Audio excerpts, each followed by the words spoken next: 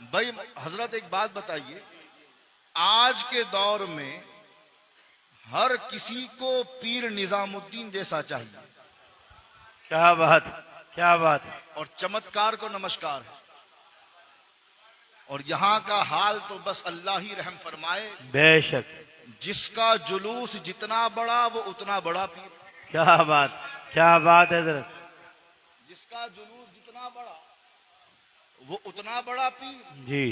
तो हर मुरीद को आज के दौर में पीर निजामुद्दीन जैसा चाहिए, लेकिन खुसरो बनने को कोई तैयार नहीं। क्या बात है, क्या बात। अगर मुरीद खुसरो बन जाए तो पीर निजामुद्दीन ही नजर आएगा। वाह वाह वाह। तो चहीते मुरीद थे, एक नात लिखी और आकर कहा कि पीरो मुर्शिद नात लिख करके लाया हूं, जरा अशार का मुआयना कर लें और अगर कहीं कमी रह जाए, गलती हो तो बताएं। महबूब इलाही ने नाते पाक को पढ़ा और फरमाया, खुसरो नात तो बड़ी अच्छी कही है मगर सादी का जवाब नहीं। ये तकरीबन 3-4 साल पहले ये रिवायत मैंने सुनाई थी।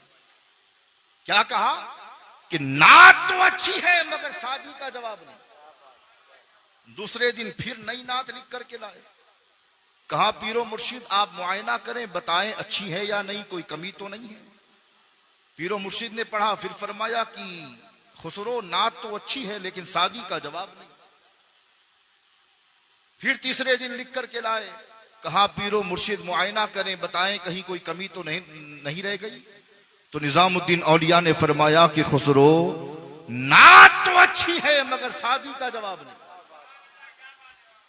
तो अमीर खुसरो भी अमीर खुसरो थे।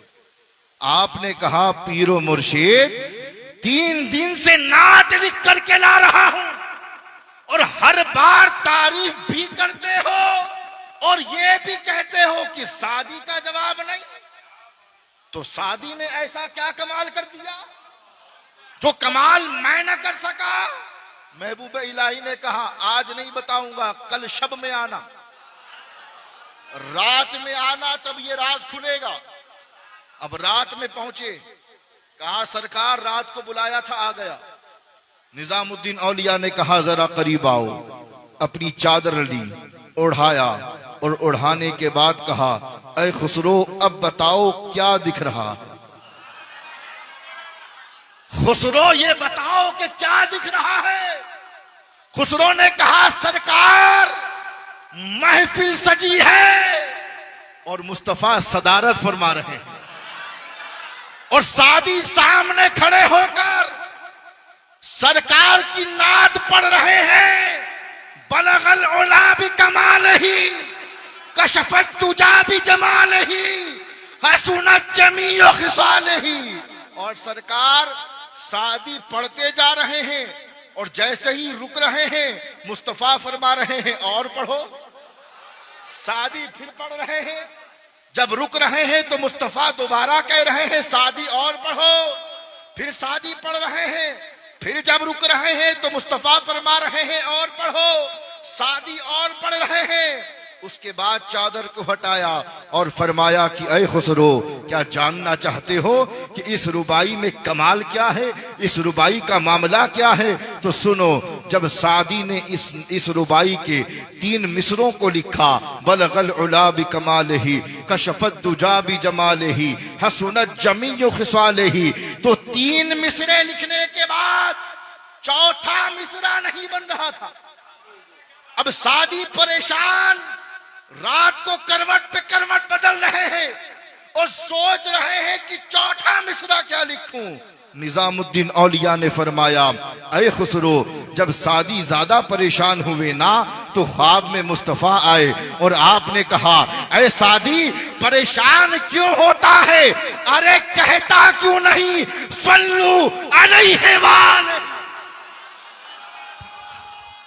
सुभान अल्लाह, सुभान अल्लाह।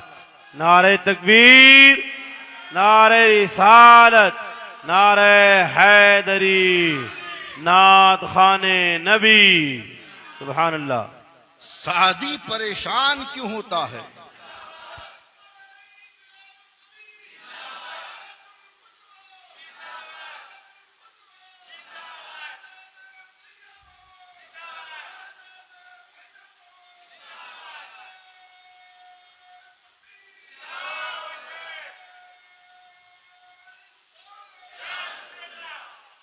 सादी कहता क्यों नहीं है सल्लू अलैहि व आलिहि।